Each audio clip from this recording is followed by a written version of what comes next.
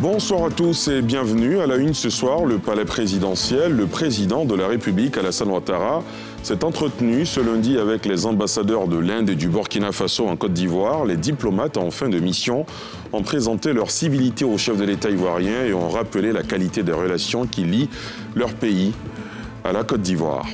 La circulation a été curieusement fluide ce lundi à Abidjan. Est-ce le fruit de la grosse opération de traque des usagers de la route qui ne sont pas en règle, initiée par la police nationale? Plusieurs contrevenants ont été épinglés pour défauts divers allant jusqu'à la mise en fourrière. La police nationale entend garder le cap jusqu'à janvier prochain. Et puis un policier malien interpellé en terre ivoirienne pour violation des mesures de fermeture des frontières terrestres a été remis aux autorités maliennes par la préfecture de police de Korogo. La remise a eu lieu à Zégoua, poste frontalier de la Côte d'Ivoire, Mali, en présence des bureaux d'Interpol d'Abidjan et de Bamako. Tout de suite, direction le palais présidentiel d'Abidjan-Plateau. Le président de la République, Alassane Ouattara, s'est entretenu ce lundi avec les ambassadeurs de l'Inde et du Burkina Faso en Côte d'Ivoire. Les diplomates en fin de mission sont allés présenter leur civilité au chef de l'État ivoirien. Les précisions de Pierre Dipomelin et Tanguy Conan. L'ambassadeur indien a été le premier à être reçu par le président Ouattara. Après 4 années en Côte d'Ivoire, le diplomate Saïlas Tangal a gardé de bons souvenirs. Ses actions économiques ont porté sur la transformation de la noix de cajou, dont la Côte d'Ivoire est première productrice mondiale. L'Inde a aussi accru ses investissements dans le domaine de l'industrie pharmaceutique et les TIC. Tout comme la Côte d'Ivoire, l'Inde est également un hub de croissance en termes de croissance économique. La Côte d'Ivoire donc l'est au niveau de l'Afrique de l'Ouest et l'Inde en Asie du Sud. Et donc sur cette base-là, les deux pays peuvent travailler ensemble dans le sens d'une coopération gagnant-gagnant. Ce fut ensuite le tour de l'ambassadeur Mahamadou Zango du Burkina Faso, lui aussi en fin de mission, d'échanger avec le président ivoirien Alassane Ouattara. Il a évoqué les importants chantiers réalisés dans le cadre du TAC. C'est à travers le TAC, le traité d'amitié et de coopération qui a été signé en 2008 entre les deux pays, que beaucoup de choses ont été réalisées. Je peux donner comme des exemples la fourniture d'électricité. Il y a des questions assez sensibles qui ont été évoquées, mais qui, à cause de la qualité des relations, ont pu trouver, disons, des voies d'engagement assez, je dirais, honorables. Je pense surtout à la question de la frontière, la délimitation et la matérialisation de la frontière. Le président de la République, Alassane Ouattara, a quant à lui salué le travail abattu par les deux diplomates dans l'intérêt de leurs pays respectifs. À l'ambassadeur indien, le chef de l'État a dit pouvoir compter sur l'Inde pour aider l'Afrique à avoir un siège supplémentaire au Conseil de sécurité des Nations Unies, ainsi qu'au G20. Yamoussoukro, la capitale politique ivoirienne, a connu une affluence singulière ce week-end, le temps d'un séminaire bilan sur la mise en œuvre du programme du gouvernement pour l'année 2022 et les priorités pour 2023. Pour l'équipe dirigée par Patrick Hachi, l'on retient du bilan 2022 que des progrès tangibles ont été réalisés dans plusieurs domaines, des progrès évoqués par le porte-parole du gouvernement, Amadou Koulibaly, dans ce sujet de Salif Yalekwe et Tanguy Conan. Yamoussoukro, capitale politique du pays. Week-end de travail pour les membres du gouvernement, avec à leur tête le chef du gouvernement Patrick Hachi. Ils ont passé en revue l'action gouvernementale de l'année 2022 et dégagé les perspectives. Le secteur privé y a été également invité. Une participation qui indique clairement la place de choix qu'elle occupe dans l'économie ivoirienne. À l'issue de ces travaux de 48 heures, le porte-parole du gouvernement a fait le point. Des progrès tangibles ont été réalisés dans plusieurs domaines. Un document en cours de finalisation fait le point détaillé des progrès enregistrés au cours de l'année 2022. Il convient toutefois de noter que malgré le contexte sous-régional difficile, la sécurité et les conditions requises à la conduite des activités économiques et sociales ont été garanties. Quant à l'année 2023, de nombreuses actions devraient être menées, également dans tous les secteurs. Les échanges ont permis de relever des problématiques majeures suivantes à adresser. L'orpaillage illégal et ses conséquences au plan sécuritaire, social, environnemental et agricole. L'amélioration de la nutrition, l'amélioration quantitative des infrastructures scolaires, le renforcement des effectifs d'enseignants dans certaines disciplines, ainsi que la maîtrise des effectifs des élèves dans les salles de classe. La mise en œuvre de réformes visant à disposer des villes secondaires complètes afin de créer des pôles de développement régionaux. Une matrice d'action sera élaborée. Elle devra comprendre les projets et investissements avec identification des livrables, ainsi que les réformes à mettre en œuvre en 2023. Le gouvernement a retenu de renforcer la communication sur l'action gouvernementale. Toujours sur place à Yamoussoukro, en marge du séminaire gouvernemental, une rencontre s'est tenue entre le gouvernement ivoirien et les acteurs du secteur privé. La réforme fiscale, l'industrialisation du pays, le développement des zones industrielles, la mise en œuvre de la politique de promotion des champions nationaux, ont, entre autres, été au menu des discussions, occasion pour le chef du gouvernement d'annoncer de nombreuses réformes. On retrouve Salif Yalekwe et Tanguy Kona.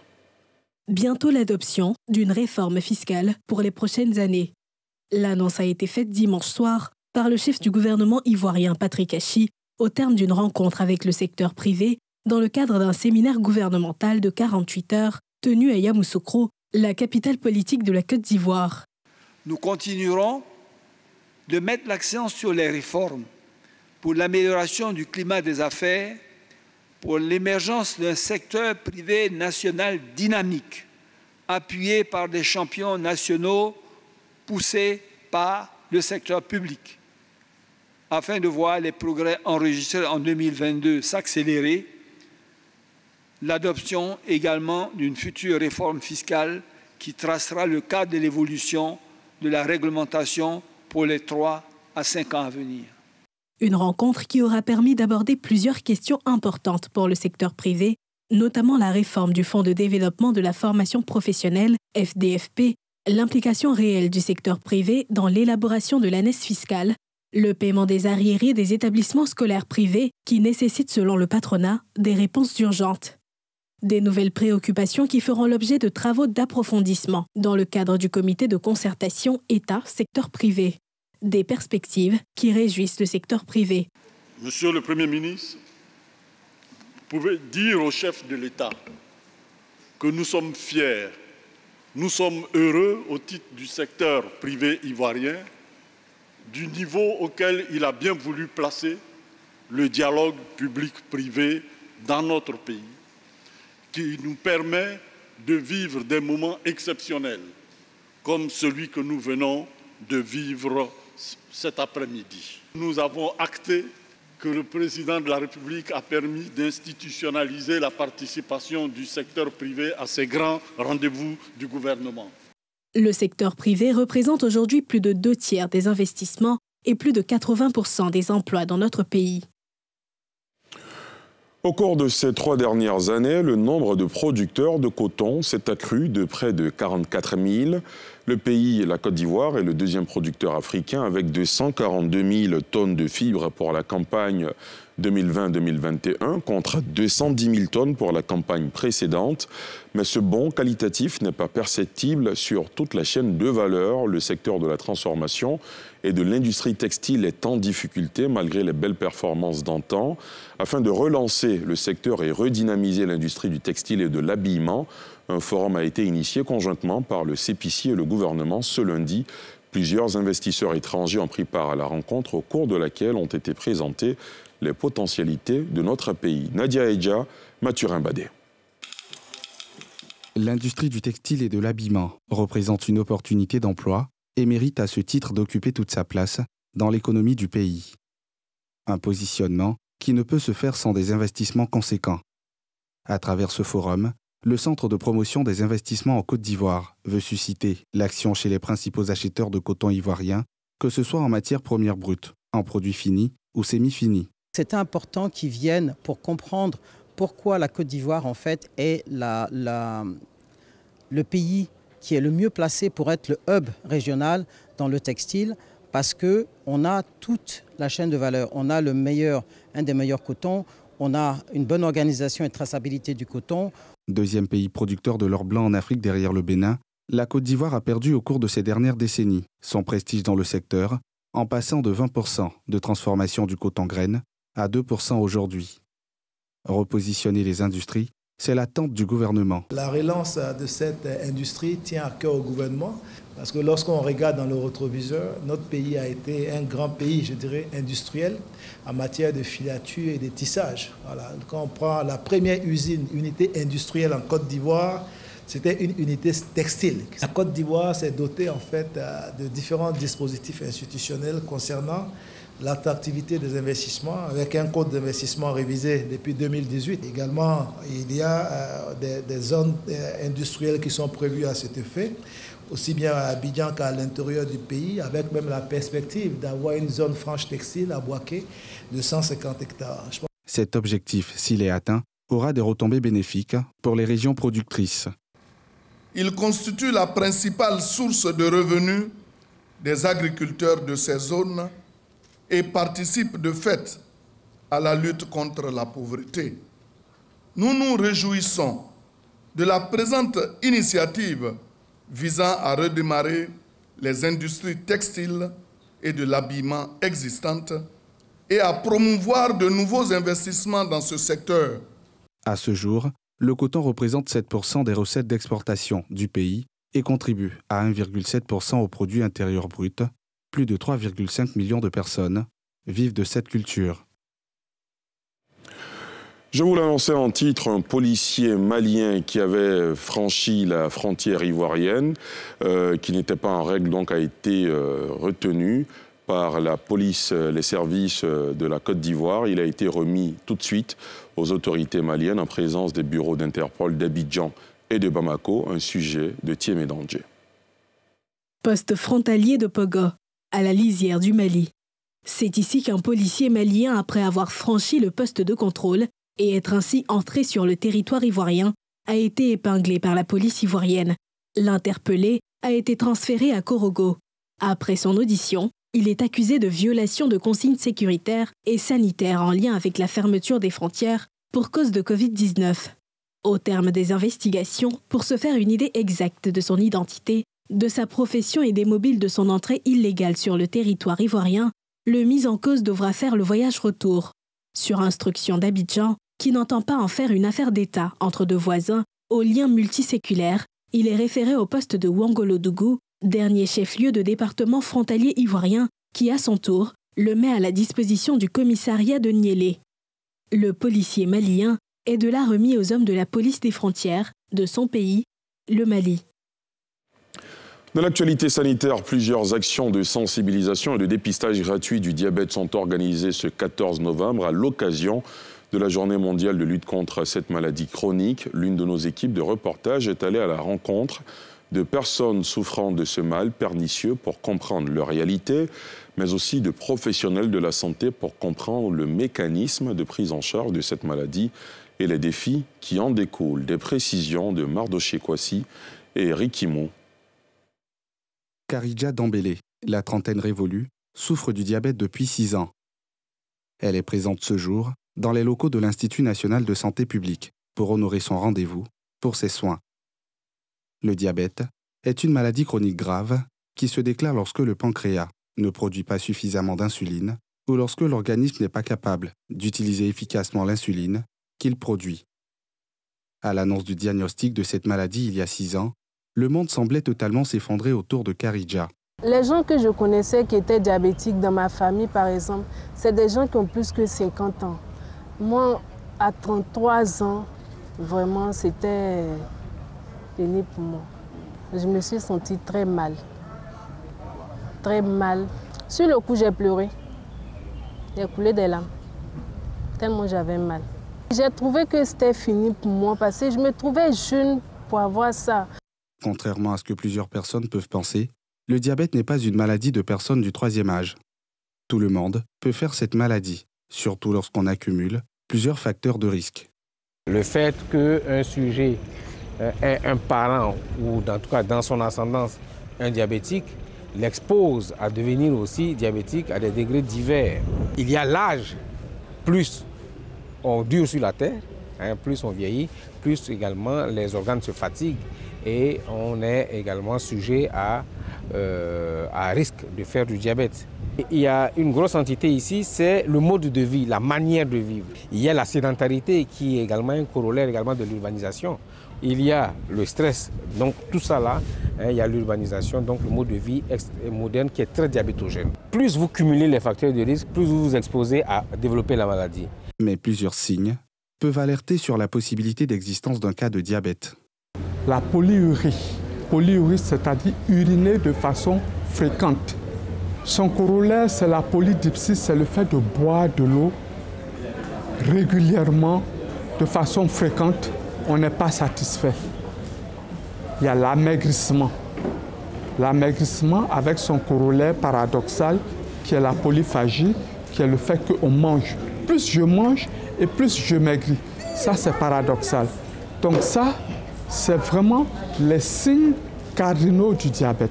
Maintenant, à côté de ça, dans un bon nombre de cas, on a un diabète, mais il n'y a aucun signe. On ne se sait pas diabétique. C'est ce qui est plus dangereux. C'est ce qui fait qu'on appelle le diabète un tueur silencieux. Vivre avec le diabète n'est pas chose aisée. Les malades du diabète font en effet face à de nombreux défis et contraintes. Ça fait plus de 20 et quelques années que j'ai le diabète. C'est pas facile. On paye les médicaments qui sont chers à la pharmacie. La nourriture, c'est difficile. On nous dit de ne pas manger ça, de manger ça moins. Tu es habitué à manger de gros plats. On te dit qu'il faut restreindre. Bon, si tu manges beaucoup de riz, il faut diviser, il faut prendre le tiers. Bon, le pain, il faut manger un pain de 25 francs ou bien de 50 francs. Bon, c'est ça. Les médicaments diabétiques sont chers. On n'arrive pas à s'en sortir. Il y a des gens même qui n'arrivent pas à payer leurs médicaments.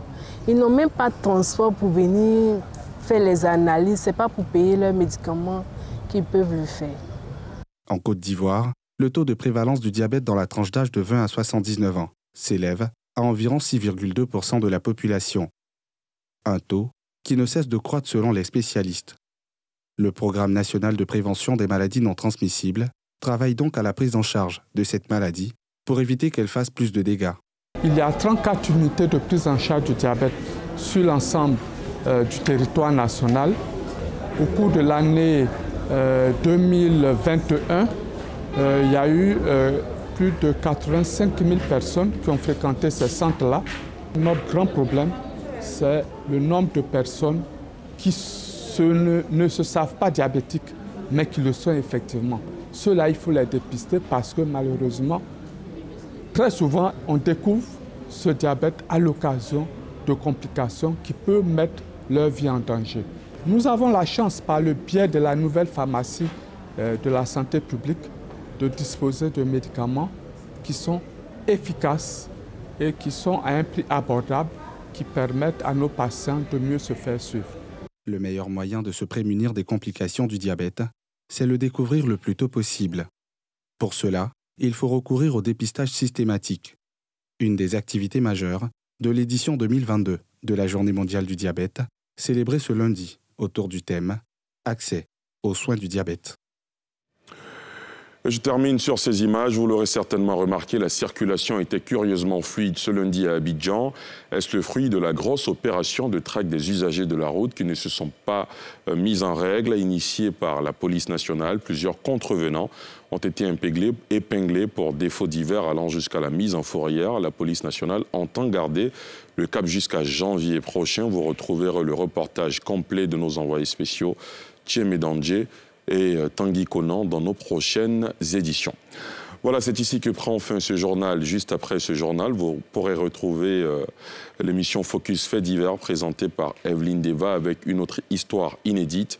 Et juste après, NCI Live Sport, émission au cours de laquelle vous pourrez suivre cette interview inédite de Didier Drogba et de Patrice Baumel, l'ancien sélectionneur des éléphants qui s'est ouvert à une chaîne de télévision pour la première fois depuis qu'il a quitté ses fonctions de sélectionneur de l'équipe nationale. Merci de nous avoir suivis. Rendez-vous avec l'info demain à 19h50 avec Mélina Makissi.